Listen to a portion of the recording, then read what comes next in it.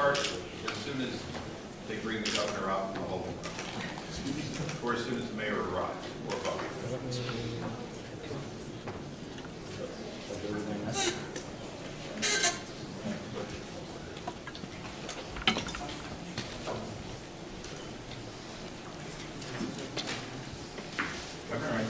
I think you can start. I'll pick up the mayor.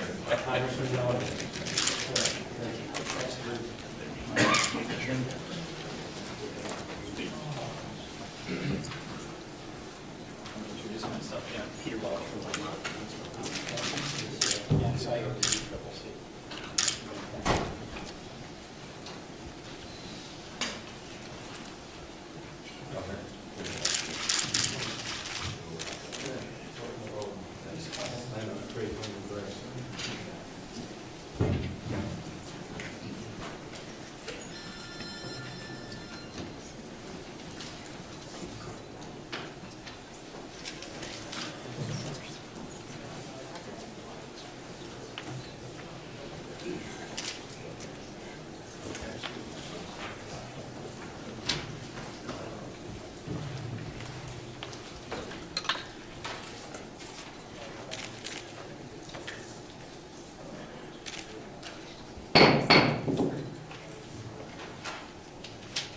This hearing for the Committee on Oversight and Government Reform will come to order.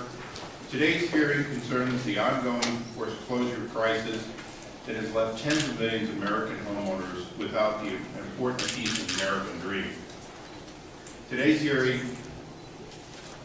is but another hearing in continuation that this committee has looked into since 2007. Long before the economic meltdown, Americans were finding the American dream escaping on them. Back in 2007, this committee went to Cleveland, Ohio, where for a number of years, home prices had stopped going up and were beginning to go down at a frightening rate. As a result, homeowners who had purchased homes with little or no money down and or been laid off found themselves losing their home. As a result, communities were beginning to be boarded up. As communities were boarded up, the cycle began to escalate with home values going down. All of this began without an economic world meltdown, but it foretold many things that we now see here today. The fact is, the American home mortgage system was designed based on an assumption that homes would never go down in value. All of us know better today that you can have a national deflation among homes, that ultimately, if you lose your job, you will not be able to keep a home that was highly leveraged. So as we hear from witnesses, beginning with the state's governor, we want this committee to realize that government plays a part in it, but that there are other factors that always will supersede even government's best intentions. This committee has begun and continues to look at HAMP's success or failure, and the various government agencies, including Freddie and Fannie, that failed to secure the dollars that they were supposed to in order to be prepared for downtimes. This committee came to Baltimore today at the request of the ranking member. He has worked diligently on the issue of home foreclosures and continues to be a voice on the committee for further investigation. With that, I recognize the ranking member for his opening statement. Thank you very much, Mr. Chairman. Thank you very much. Chairman, I want to thank you for convening today's hearing, and I welcome you and the other members of the committee to my hometown of Baltimore. I want to welcome Governor O'Malley and Mayor Rawlings when she arrives, and I want to thank you, Mr. Governor, for your leadership, and you, Mr. Isaac, for yours.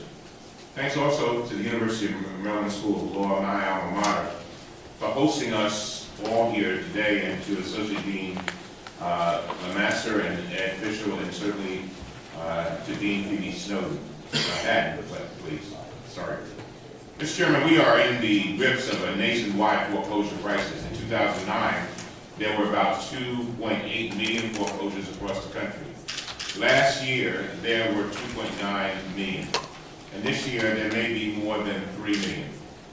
This week, researchers at Johns Hopkins University in Baltimore prepared a report for the committee called The Impact of Foreclosure Waves on the City of Baltimore. I asked that this report be made a part of the official hearing. Without objection, so ordered. The report finds that between 2008 and 2010, there were more than 11,000 foreclosures in the city of Baltimore alone. And most families, and cost families, more than $1.5 billion.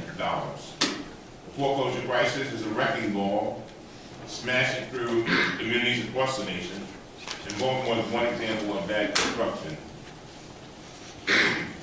This crisis not only threatens our nation's economic recovery, making it harder to reduce unemployment and spread growth, it also drains state and local budgets that rely on property tax revenues for schools, police, and emergency services.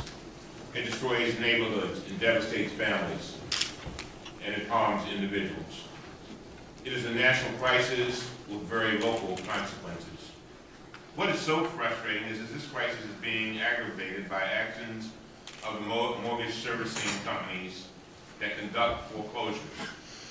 There are no national standards for these companies, and they have engaged in the systematic abuses across the country.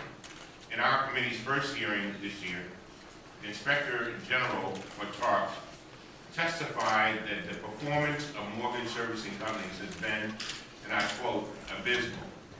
He also said this, and I quote, from the repeated loss of borrowed paperwork to blatant failure to follow program standards, to unnecessary delays that severely harm borrowers while benefiting servicers themselves, stories of servicer negligence and misconduct are legion, end of quote.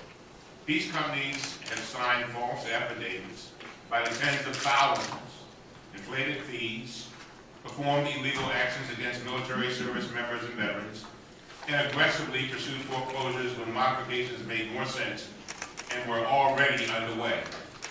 This flawed system does not work for homeowners, and it does not work for state and local governments. It does not even work for mortgage investors who want to salvage their investments through loan modifications rather than foreclosures. The Association of Mortgage Investors, which represents private investors, pension funds, universities, and endowments, reports that investors have suffered material losses as a result of faulty and inefficient, and at times improper servicing of mortgage loans. It seems that the only ones who support this flawed system are the ones with their hands on the lever of the wrecking ball, the mortgage servicing companies. They are swinging it more recklessly each year, and we cannot stem this damage unless we hold them accountable. Mr. Chairman, our committee is taking a great first step today by hearing about the state and local impact of foreclosure crisis. When we return to Washington, I hope we will be able to hear directly from the mortgage servicing companies themselves. I want to thank you, and again, I want to welcome the Mayor to have you. With that, I yield back. I thank the gentleman.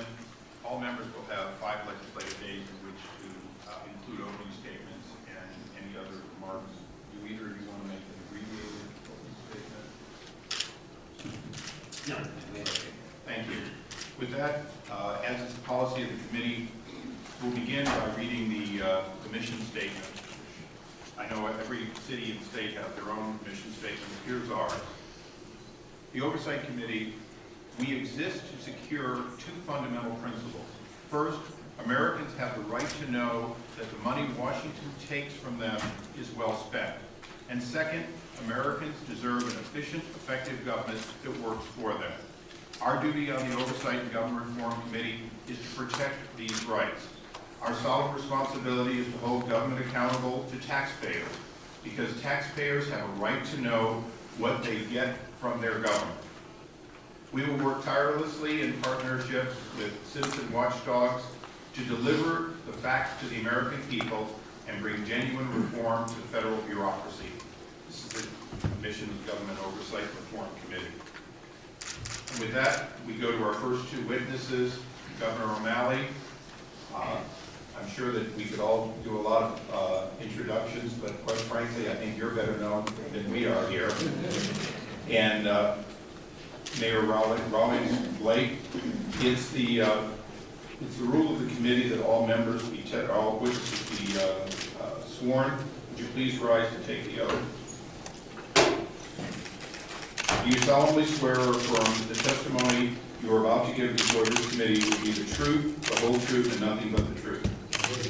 Let the record reflect both answered in the affirmative.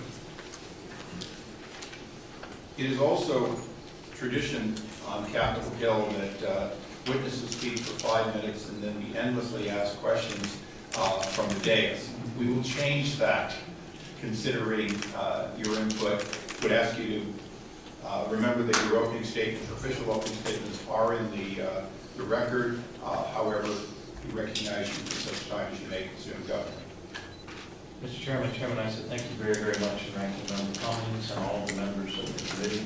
Welcome to, I should leave that to the mayor, I have to say welcome to Baltimore. I can say welcome to Maryland. Home of the brave, and it's an honor to be with you and be able to address you on this important issue, along with Mayor Stephanie Rawlings Blake. As we make this turn out of the recession and into a new economy, I firmly believe that, as you do, that the building block for our stronger, growing class is a family's home. It is the building block. And there is no more powerful place in our state than a family's home. And the loss of even one home impacts not just entire families, but entire neighborhoods, entire communities, entire cities, entire counties. Home ownership is critically important to our ability to make it in America. And while we are by no means out of this crisis, we still have a lot of people looking for jobs. We do believe that we have been able to do some things that have helped to protect family homes, protect home ownership, and allow many of our moms and dads to be able to get to the other side of this recession.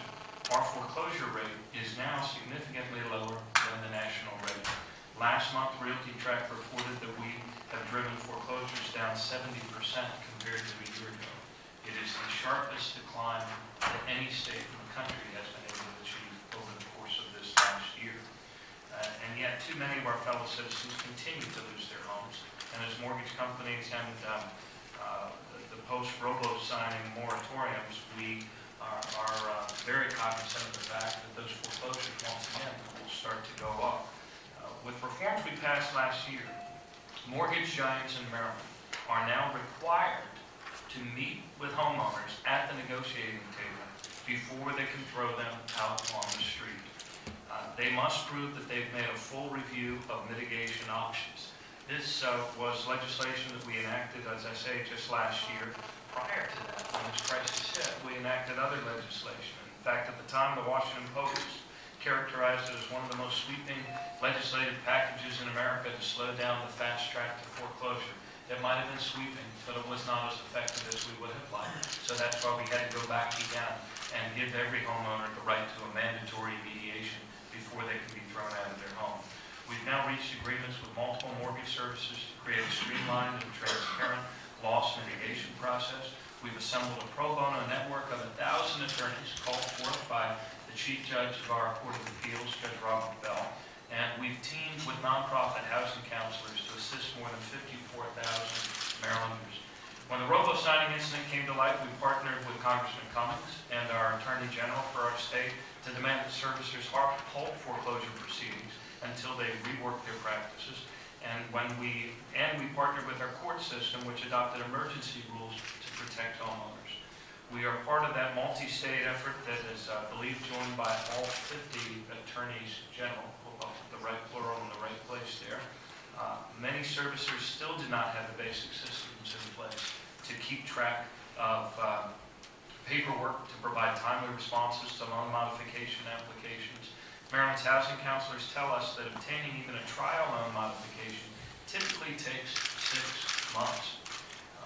We have taken action at the state level to protect homeowners and hold the national mortgage giants accountable, but we cannot go it alone and we need your help. And to that end, I ask that you, number one, hold mortgage giants accountable.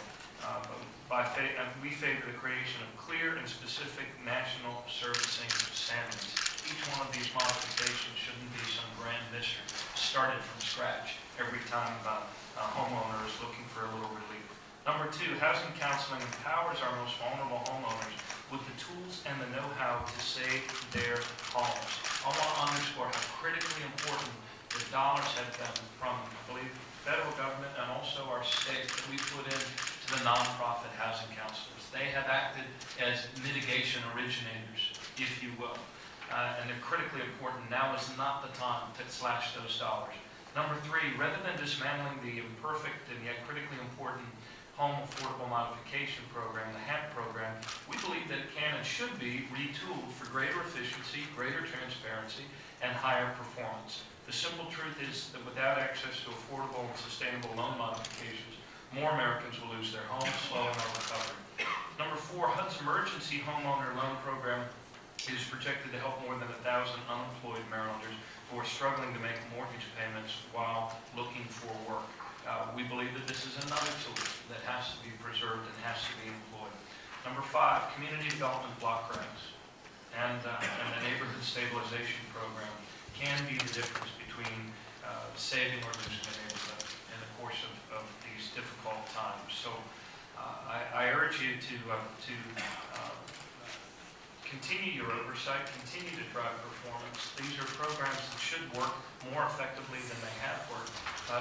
We do believe that we have found the right alchemy of several steps, one of them being the mandatory right to mediation that has greatly reduced the number of homes that we are losing to foreclosure. Thank you again for your attention to this important matter. Thank you, Governor. Mayor. Thank you very much, and good morning. I want to thank Chairman Issa, Brett, and Ranking Member Cummings, and the members of the committee for allowing me to speak to you this morning. The matters being considered by your committee are of vital importance in addressing the foreclosure crisis facing Baltimore and our nation. I applaud Congressman Cummings and the committee members in holding this hearing to gather testimony on the improvements of the mortgage service industry that greatly compound this crisis. Let me very briefly outline the scale of foreclosures in Baltimore. Since 2007, some 18,000 properties in Baltimore City have had foreclosures filed against them. All but a handful of neighborhoods in the city have been impacted by foreclosures. Many of our neighborhoods have been impacted severely. Well over 1/3 of our neighborhoods have had more than 5% of their properties foreclosed against. Many of these neighborhoods that I'm talking about are the bedrock of our city. Communities comprised of both row homes and detached structures with high occupancy rates and majority homeowners. The foreclosure crisis has imperiled many of these areas. It's not only Baltimore homeowners that have been impacted by foreclosure. Over 40% of all properties that have been foreclosed against in the past 4 years are rentals. This has led to the extremely unfortunate situation where residents who have paid their rent are at risk of losing their housing. The city's foreclosure rate would undoubtedly be significantly higher had Governor O'Malley's administration not taken legislative action that slowed the foreclosure process and improved opportunities for mediation for mortgage holders. As foreclosures began to dramatically increase in 2007, city government, in concert with state, federal agencies, and the foundation community, began to increase financial and organizational support to nonprofit entities providing foreclosure counseling. It is through the network of counselors that we became increasingly aware of the abysmal performance of the mortgage service industry in constructively addressing this crisis. Among the many troubling aspects of this performance is the almost systematic loss of supporting documentation for loan modifications. Particularly stands out as an error that needs to be corrected. The dedication and professionalism of so many of the housing counselors in the city is to be commended. This is difficult, exhausting work carried out under daunting circumstances. Their perseverance and their unwavering support of homeowners in crisis have helped many Baltimore homeowners avoid foreclosure. Unfortunately, the insufficient efforts on the part of the mortgage service industry has in many cases lessened the effectiveness of these counselors. As concerns the abuses being examined by this committee, let me note the following. Baltimore households have suffered from virtually all of the abuses: predatory loans, robo-signing, wrongful foreclosure, failure to properly maintain and file mortgage documents, and false affidavits, all being investigated by this committee. Often servicers have profited handsomely from these abuses. Despite this, they have not employed enough staff to locate and properly process the loan documentation, but routinely file lost note affidavits. Some lenders have steered buyers into loans they could not afford, and then after profiting through initiation fees and points, bundling the loans into mortgage-backed securities and sold them off to secondary markets, thus selling off their risk. These predatory lending and service practices cause equity stripping, home loss, and blighted vacancies. These practices not only devastate families, they cost the city millions of tax dollars lost in property tax and transfer tax revenue. As concerns regulatory solutions, the committee may examine and I hope consider the following. The real party in interest should be the named plaintiff in any foreclosure action. Currently, only the trustee or substitute trustee must be named, usually the attorney hired by the servicer.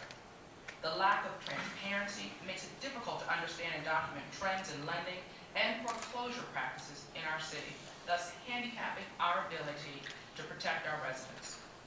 The Home Mortgage Disclosure Act should be amended to require that borrowers' credit scores be reported as publicly available data in addition to the rates and other data currently being reported. This will enable federal, state, and local law enforcement agencies to discover and document predatory practices without the burdensome need for instituting suit or obtaining discovery. Every document that a foreclosure plaintiff files should be served on the homeowner who is at risk. For example, the report of sale is not served on the homeowner, and it is not uncommon for a homeowner to answer the door and just have a stranger tell them, "I just bought your house and you need to leave." Increased transparency will enable distressed homeowners to better defend their homes and better plan for their future. Increased federal oversight and enforcement is also needed.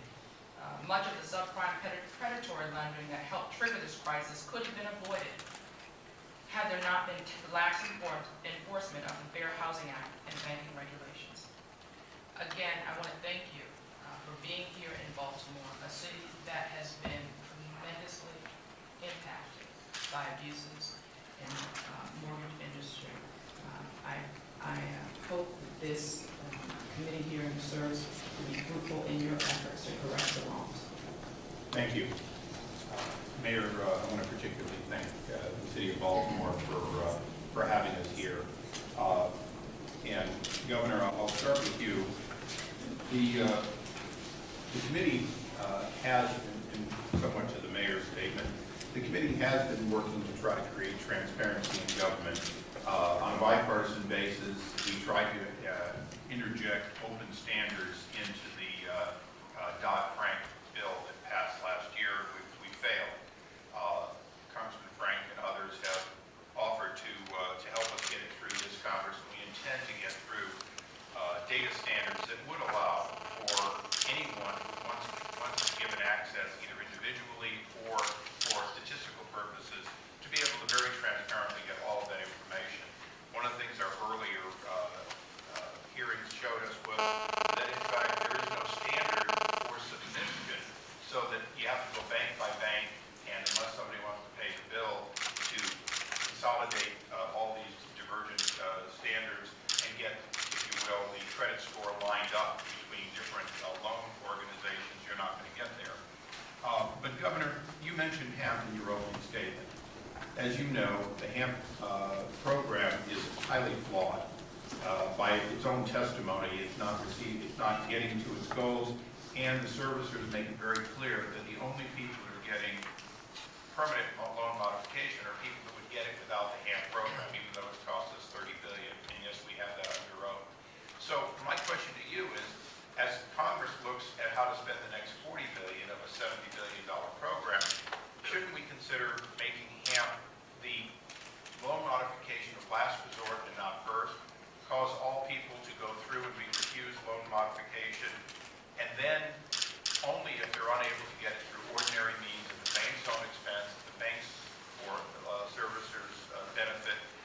should they be able to come to the government? Have you considered that in order to try to narrow the basis down to those who would not otherwise get a loan modification? There are no doubt probably other people on the panel who can speak with greater awareness of, of situational awareness on the ground. It's my understanding that in the absence of any sort of lender responsibilities or penalties for lender deviation from the HEMP guidelines, that it's not being maximized to its greatest degree. I think one of the recommendations that our staff has is that there be a one-step modification rather than a two-step modification. I take it the chairman's talking about maybe a third step. No, Governor, currently the servicer gets no money for doing a trial loan modification. It's all on their back. So as they go through the process to decide whether or not somebody could be eligible for loan modification, they get no funding, nothing comes out of HAMP. Once they do a permanent loan modification, then that $30 billion that we've obligated comes into play. So in our case, what we're finding is that what's most criticized is the portion that HAMP doesn't pay for, which is the trial modification. Initially, the trial modifications modified everybody. Everybody got in. Later on, they decided that a liar loan coming back to be a liar loan application wasn't a good idea, that you should have to, before you get into the first step, have some substantiation that you have real tangible income on which you might be able to have loan modification. So they've made changes, but it still comes down to HAMP is the first step. Everybody goes and says, am I eligible for it, and makes the application. And 6 months, as you said, or more goes by before they find out, yes, they are, or no, they're not. In the meantime, the system is essentially stalled. So I won't belabor the point, but for both of you, as Congress considers changing or canceling HAMP, one of our questions is clearly going to be, should HAMP exist? And if so, should it only apply to those who otherwise would not get a modification versus paying the banks who sit through at about a 3-to-1 ratio or so, about 3 don't get it for every 1 that does, and then we find that the ones who get it are the ones who would have gotten it anyway. They didn't need a government bailout to get it. Mayor, you mentioned the 40% of homes which were basically income properties that have been put through foreclosure. From your knowledge, do you have a program, or can the government have a program that causes those renters' money to go to the actual mortgage company? Because I assume that the renters' money is being diverted by the mortgage holder, or mortgagee. That is, Mr. Chairman, that is something that we've been looking into. Prior to being mayor, I was the president of the city council, and this issue we've been working on since that time, so over a year, to try to protect the money that goes, that the renters are paying with no protection. As you can expect, we met significant opposition from the banking industry on, who has control over that money. Well, I assume the banks would love nothing more than for the renters' money not to be diverted, so they at least be getting something for the home, where in most cases, the actual borrower, once they know they're going into foreclosure, simply keeps collecting the rent and not paying. This is something we ran into in our Cleveland investigation 4 years ago. The problem, one of the problems that seemed to come up was that the banks felt like then they were dealing with 2 mortgage holders, one with no real responsibility to the mortgage. That while they were dealing with one mortgage holder that was in default, another one was attempting to pay, and it was not. The efforts weren't connected. That there was no way for if there was money that the landlord didn't submit, that there could have been a gap, and then the bank wouldn't be able to close that gap if there was some lapse. So I would love to hear more about what happened in Cleveland to fix that problem, because it is a significant issue in Baltimore City. So if there is a way to sure that the banks are on board, it would be helpful. I appreciate that, and I don't want to monopolize your knowledge, so with that, I recognize the ranking member for his questions. Thank you very much, Mr. Chairman. I want to just go back to some of the things that you talked about. The chairman talked about the HAM program. And one of the things we on the Democratic side are very most concerned about in Congress is that if that program is eliminated, as opposed to, as you said, I guess to borrow an old expression, mending and not ending, what recourse do people have? That's our problem. In other words, I think that all of us agree that, as you said, the program needs to be retooled. But you would not, I'm sure, you're not an advocate for having nothing. No, not at all. I mean, it would be a miraculous occurrence indeed if a government program were operating at 100% proficiency and performance less than a year or two after its creation. I mean, there's some programs that have been around for many, many decades, and I think we can all agree that they can be that they can be improved. But there are approximately 22,000 modifications that have been made. 4,500 I'm told are active trial modifications, 17,000 are permanent modifications. So that's 22,000 households in our state that have been helped by this in Maryland, and that's for over the course of this. I think just this last year. I think we're only now starting to get on top of this wave that had the mortgage companies so utterly underwater themselves in terms of servicing this problem that I think it would be a real mistake to back away right now. I think HAM probably can be improved. I think monthly reporting and maybe some sort of standardization so that we know which servicers are getting on top of this and which are not. And maybe there's a way that you can put some incentives in there for those servicers that are actually doing a better job on their modifications. I mean,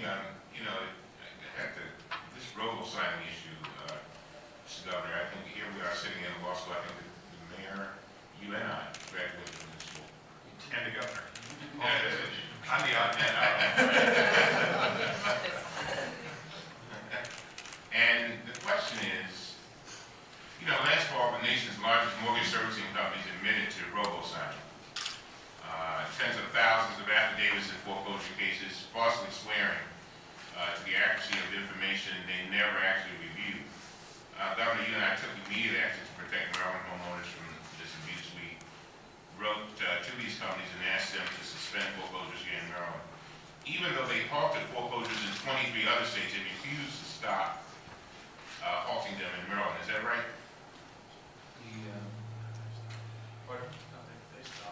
This is Mark Kaufman, who's our banking. Yeah, I know Kaufman will be in a minute.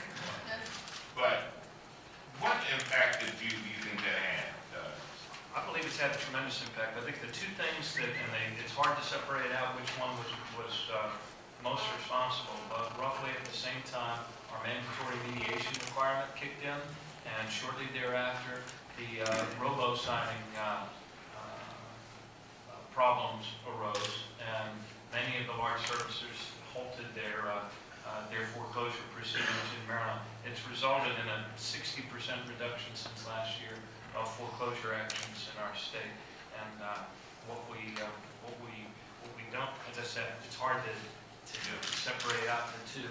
But I do think that putting families on an equal footing with the mortgage servicers and forcing them to come to the table in front of a judge or judicial officer before they can go forward with foreclosure is really, really important. It's kind of tragic that this apparatus, this sort of meat grinder of home ownership destruction continues to go unchecked and even accelerate in the course of this recession. If anything, it should have been slowed down. And I think we have found a way to do that now. But the modifications are still very much a work in progress. So we need the federal government at the table in order to force the mortgage servicers to stay at the table. Madam Mayor, we have a fragile situation where we're trying to make sure that the city neighborhoods are strong. You talk about the number of foreclosures. A lot of people don't realize how much foreclosures bring down property values and affect a city's ability to function. Can you just talk about that for a moment? It's significant. There are things that we can measure, like the amount of property tax lost in 2010. We lost almost $14 million due to the foreclosure crisis in Baltimore City, and that's what we can measure.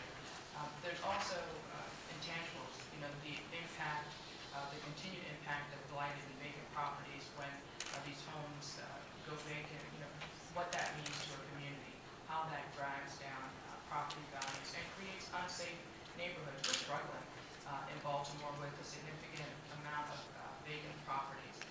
Investors that come in, purchase properties and are sitting on them. We're tackling that. And added to that is the issue of the foreclosure crisis and the vacancy that's creating. So, it's layering on intractable problems. See, my gentleman, sorry. Thank the gentleman. We now recognize the gentleman from Michigan, Mr. Walter, for 5 minutes. Thank you, Mr. Chairman, and Mr. Governor and Mayor. Thank you so much for your hospitality, having us here. I've always enjoyed my time spent in Maryland or Baltimore. It's good to come back this morning early enough to miss the traffic jams as well. Coming from Michigan, we understand foreclosure as well, economic hard times. Mr. Governor, you mentioned in your statement several times this morning your support for HAMP and realistically a government program that isn't perfect. But in looking at some of the figures that I've had in front of me, nationwide, HAMP has resulted in just over 539 permanent modifications as of January of this year. But has also resulted in 808,000 cancellations. Homeowners whose HAMP modifications, and I think this is a significant problem, homeowners whose HAMP modifications are canceled often end up worse than if they had never been part of the program in the first place. In your testimony, you mentioned the creation of the HAMP of 22,000 permanent modifications in Maryland. How many temporary modifications have been canceled in Maryland? And how many permanent modifications, if you have those records, have been canceled in Maryland?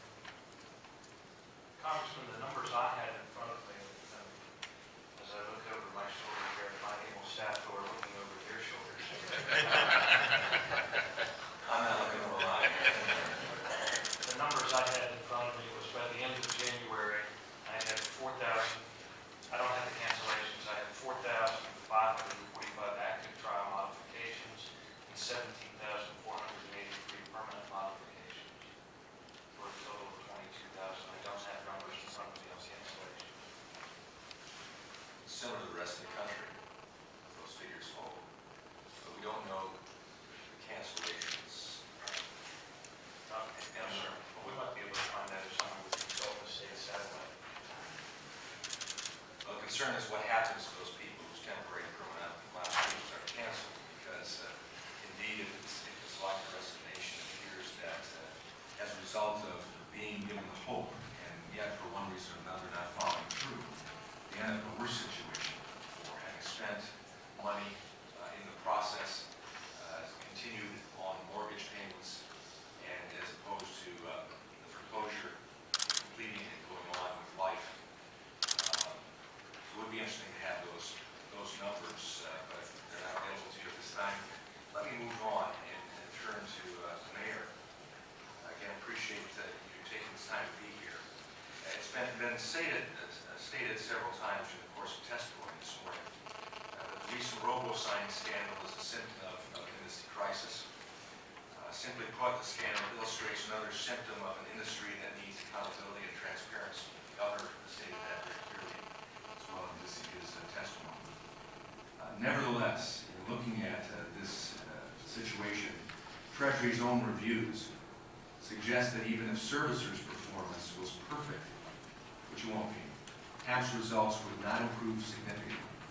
Under Treasury's Second Look program, Treasury's compliance agent reviews a statistical sample of homeowner loan files that were not chosen for HAMP modifications.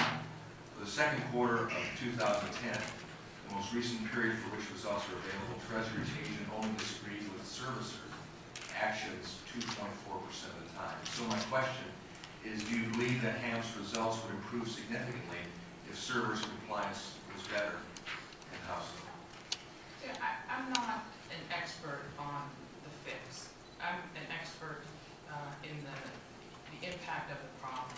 You know, I anecdotally have heard so many times in community meetings that I go to all throughout the city, where people feel that they've been working on a modification, but in essence it's being dual tracked. So they're thinking that they're working on a modification, but at the same time, aggressive foreclosure is being pursued at the same time. What I mentioned about the lost documentation and people really being strung along, these are the things that I know about. As far as the regulatory fix, I'm sure that there are coming to testify much more seasoned people that could give you recommendations on the fix. I can speak about the problems I hear from my constituents, and people are being lied to. They're being given false hope, and they're depending on the word of these financial institutions to the detriment of themselves and their families, and as a result to our communities and our city. So that's what I know the problem is, and my hope is we can get to a solution. Thank you. Thank you, gentlemen.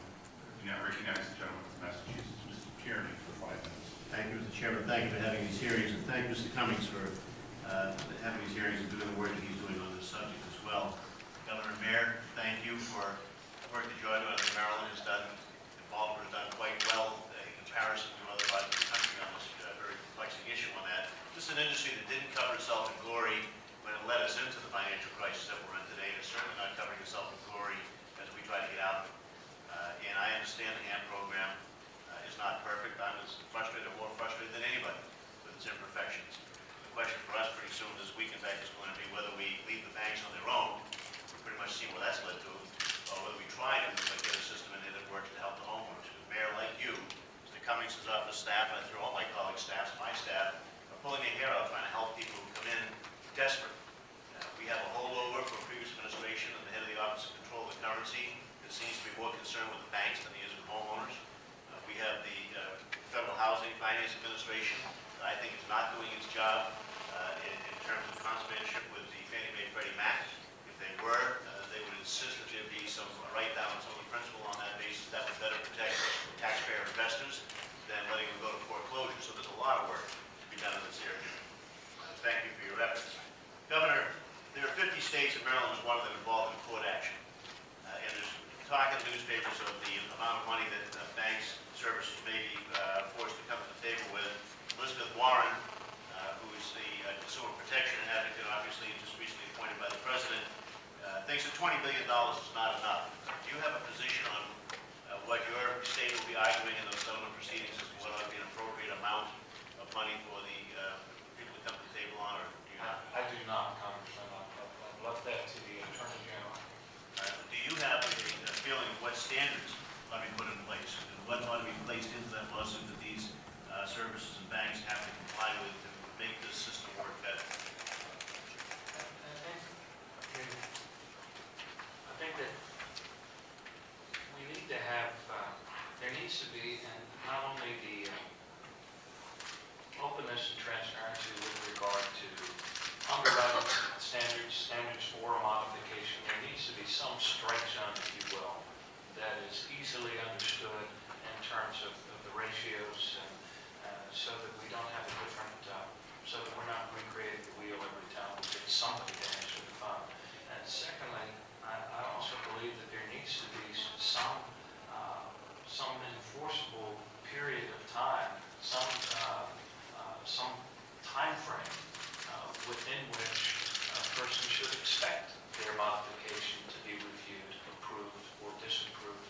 And I think those two things are the most important things that we can achieve in the suit. I suppose you can load up with the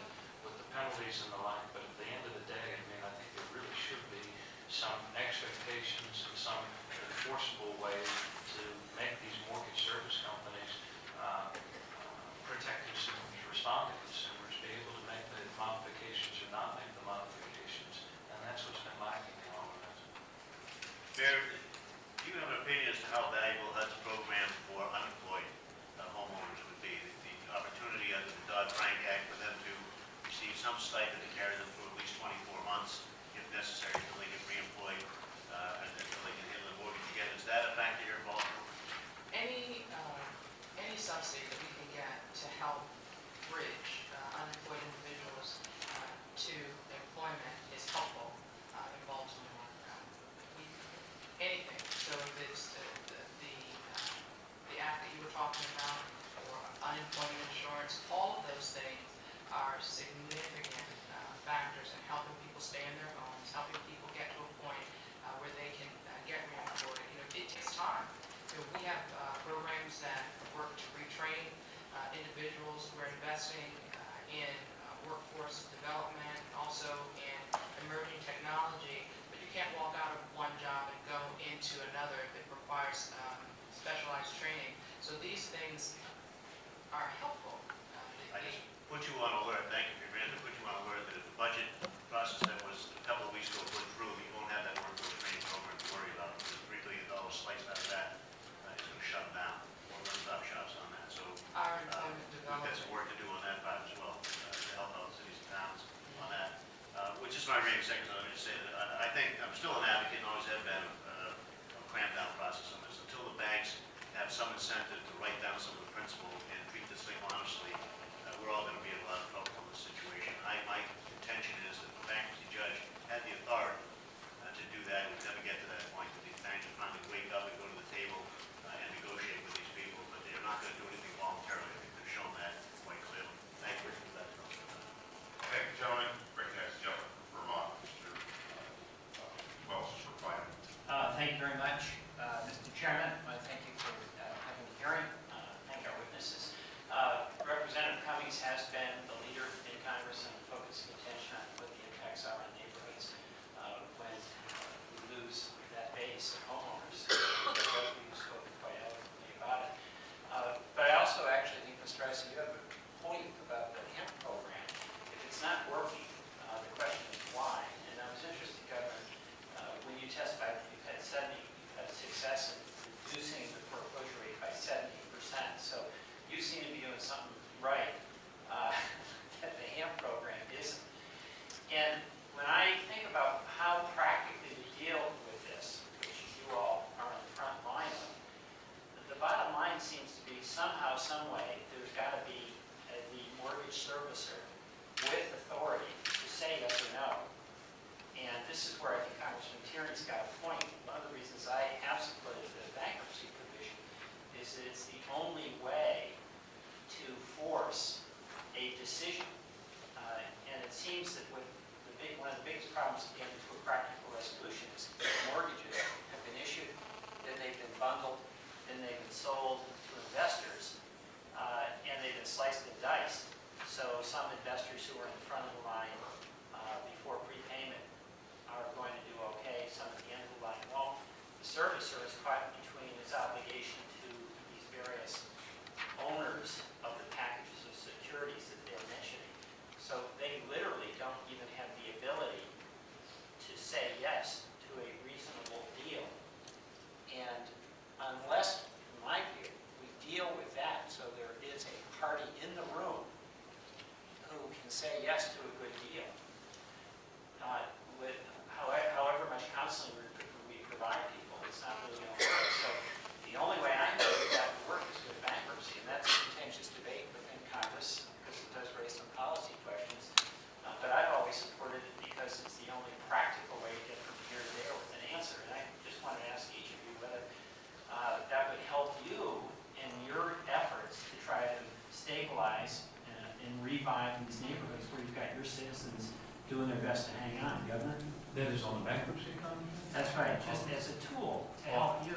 I think it would be very helpful. In fact, had that tool been in place, we would not have had to put into place a mandatory right to mediation. When those are now handled at the Office of Administrative hearings in our state, the same entity that provides administrative law judges that preside over traffic matters and other sorts of regulatory things. But I think I had been of the belief that it was impossible, that because of the slicing and dicing, it was nearly impossible to get people with authority in a huge percentage of these. That's not been our experience, and perhaps our banking commissioner or other people who follow in the subsequent panels. I think the bigger problem is not the person, is not the lack of authority, it's the lack of them being present. It's the efficiency with which the court system kind of grinds through this foreclosure process versus the thought and the staff work required to send someone to actually make a decision. I think they actually have the authority. I think they're choosing not to exercise the authority. And I think so long as they're able to make money simply by churning and postponing any sort of reckoning, whether it's a write down of the principal or some other modification, I think they're going to do that. So do you have some suggestions, what some steps we can take at the federal level to help that happen? Because again, I think there's some fair criticism of the HAMP program. If it just can't get to a resolution, then that's a fair criticism, because the goal here isn't just to have another government program. The goal is to help folks stay in their homes. So do you have some concrete suggestions on what we can do that might help you be successful? I think the bankruptcy suggestion that both of you have talked about, giving the courts the authority to pull them in, I think that would be a step in the right direction. I think in the meantime, otherwise you're going to see a different circumstance in every state, and they're just going to kick the ball down the road, hoping that it's better when they wake up and look at a year from now. Thank you. Mayor? I agree. I think in your opening, you made it clear, and you made the point, there needs to be someone in the room who has the authority to make the decision, and they're not doing it on their own. I think it would be helpful. I agree with them. Would we have to give some help to the mortgage services if they're caught between competing interests of their various mortgage holders, that if they make a prudent decision in the interest of the overall resolution, that they have some protection against liability by one tranche of the security? I don't know if I've been clear on that. No, I mean, You've got a mortgage holder, you've got a mortgage servicer, and you've got there might be 5 or 6 of us out here who each own one tranche. And Congressman Tierney's tranche might be more jeopardized than Congressman Cummings if the mortgage servicer settled. So the mortgage servicer is not so much worried about the judge or anyone else, he's worried about getting sued by one of the security holders. And my question is, would it make sense to give some protection, legal protection, to the mortgage servicer so that if they made a prudent financial decision in the overall interest of that security, they wouldn't have to fear retaliation of suit? I think if you don't, you're not really given the authority. If they're acting or not acting out of fear that they're going to be sued, we're not really given the tool. We're not. Right. Thank you. I yield back. Thank you, Mayor, Governor. You've been very generous with your time. Would you mind 1 or 2 follow-up questions? One of them is for the record. Our committee cannot find one criminal prosecution that we can say this servicer, this mortgage company, as a result of this meltdown after the fact, if you will, has been prosecuted. You know, in the savings and loan, we had bank presidents, all kinds of people who went to jail. If you don't mind, particularly as governor, if you can enlighten us for the record on any prosecutions for the misconduct leading to these loans, because we're not finding them, and it's one of the questions for the committee is, if so much bad things happened on the way, if so many people were misled and so on, leading to them having a mortgage that now is ruining their lives, we'd like to know about any of those prosecutions. We figure if there's going to be prosecutions, it probably would have happened by now. The second one, Governor, mortgage, since you're a graduate of this law school, mortgage law is completely state, right? but mortgage law is completely state. In other words, bankruptcy law is completely federal. We reserve that in the Constitution. But cram downs within mortgage law, recourse, non-recourse, those parts of contractual law are within the purview of the state. And the reason I ask that is you would have the ability to effectively create, for example, a right of a homeowner to match the lowest price at the time of the sale. You have that right within the state. So we often, inaction is one of the things we do well in Congress, that the others overreact. So assuming we're going to do the former, inaction on bankruptcy reform, don't you have the right to create a mortgage law that would allow the homeowner to effectively get the equivalent of a cram down, meaning getting the actual value of the property at the time that it's going to be liquidated, put them first in line so that they, as long as they can go find a new lender, a new source, they'd have that ability. Because the theory of joint venture that used to be in cram down was eliminated, and it's not likely to come back, meaning that when I was in private life, we often had contractors, people building massive real estate structures. They had the theory that if it won, they got the profit. If it lost, the bank shared in the loss. And that was what bankruptcy reform fixed in the early 2000s. Getting back the idea that you're in a joint venture, that heads you get the appreciation of your house and tails you lose, is unlikely, even if we did bankruptcy reform. So my real question is, it's kind of an open-ended question, is don't you have the authority to do more at the state level, someplace in which you've shown a willingness to do it quicker than the Congress? Well, we're certainly open to doing everything, you know, at the state level. I mean, if we see these start ticking up, we'll be back to the drawing board right away. And I believe that in a crisis like this, unprecedented, maybe only one other time in our country's history, that if our government can't get off its haunches and put on the gloves and get into the ring to protect home ownership when it's under threat like this, then none of us really have any business being in public service if we can't get into the ring and fight for homeowners in this crisis. I agree with you, Governor. Anyone else have a follow-up question? I want to just go back to my colleagues, Mr. Tierney and Mr. Welch. And, you know, it's interesting. Mr. Welch talked about a question you, Governor, with regard to getting people together. In other words, getting the banks together with the borrowers, the services together with the borrowers.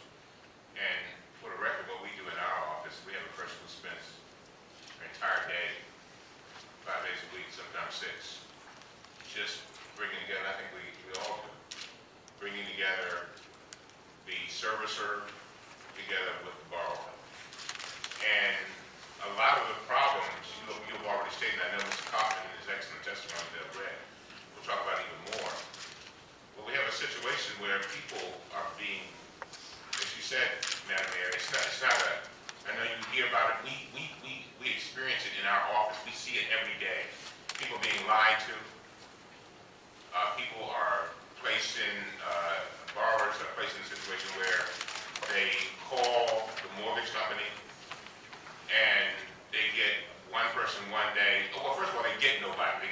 Then eventually, finally get somebody on the phone, and then they transfer it to somebody else. Their paperwork is lost. We've even had instances, Mr. Chairman, and Debbie Craig is sitting over here in my office, deals with this every day. We've had situations where paperwork has been sent to services 4 and 5 times, and they claim they never got it. And then they turn around, Mr. Governor, and we send them from our office, and then they claim they never got it. So, you know, there is a phenomenal abuse, and you're right, Mr. Governor, and I thank you for saying what you said. We can do better. We can do better as a nation. We have got to protect home buyers, and this is the greatest transfer of wealth that I have ever seen in my life. And the middle class, we're fighting for the middle class. If the middle class is losing their homes, which is their #1 investment, then we, you know, we are in great trouble in this country if we plan to have a middle class. So I just wanted to add on that to what the chairman said. Thank you, Chairman. Thank you, Chairman. Thank you. Well, I invite both of the witnesses here to contact the White House, contact Secretary Geithner, Secretary Donovan on that, and talk to them a little bit about the situation here. The Federal Housing Finance Agency now has oversight authority over Fannie Mae and Freddie Mac. Fannie Mae and Freddie Mac hold a very high percentage of all the paper, all the loans that are resold in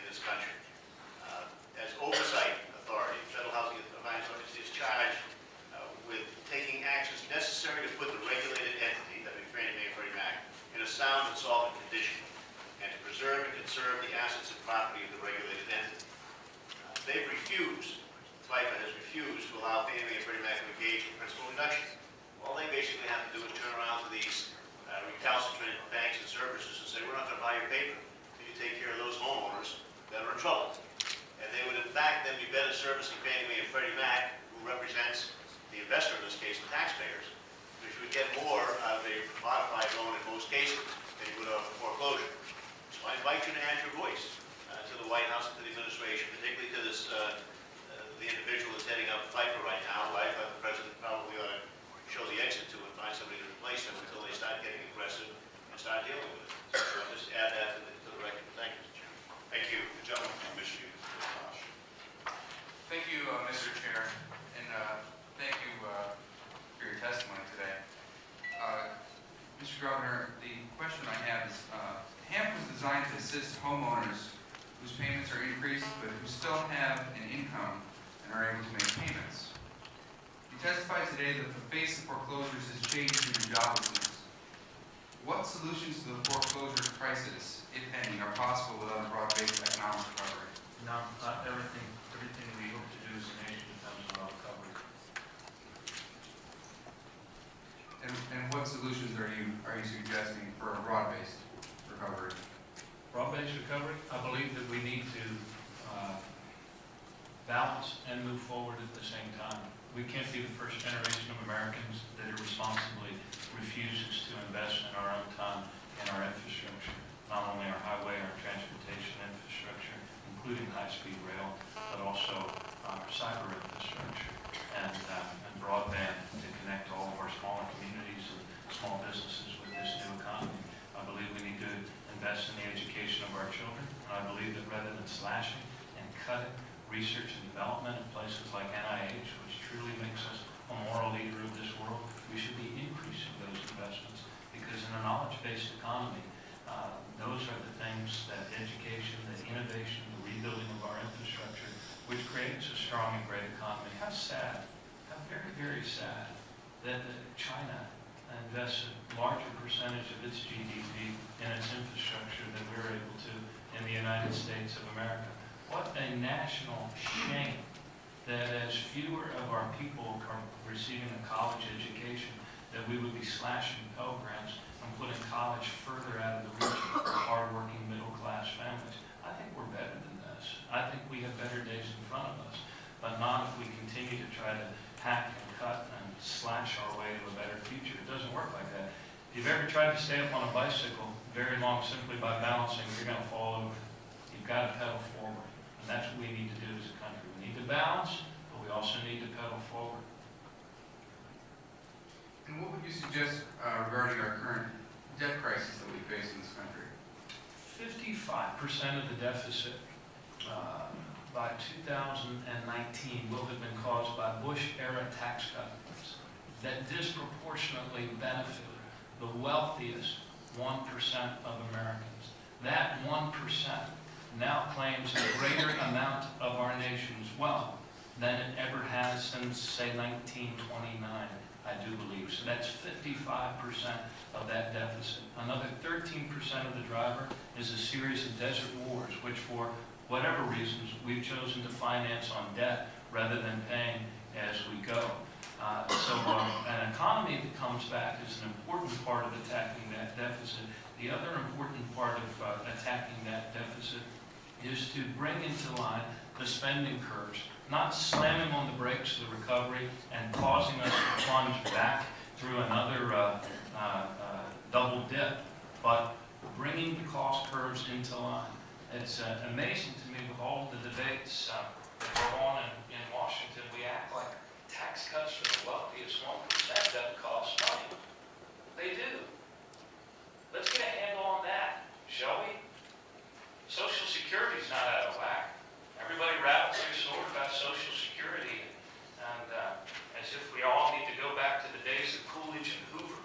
Let's go back to the days of rational, fiscally responsible budgeting, where we don't act like tax cuts for the wealthiest 1% don't cost all of our nation a lot in terms of our economic competitiveness, our infrastructure, Reconstruction and our ability to move forward as a people. I think we need to be a lot more forthright and honest about the cost of all of these things and wake ourselves up out of this wonderland world where we pretend that tax cuts for the wealthiest 1% of Americans don't cost the nation money.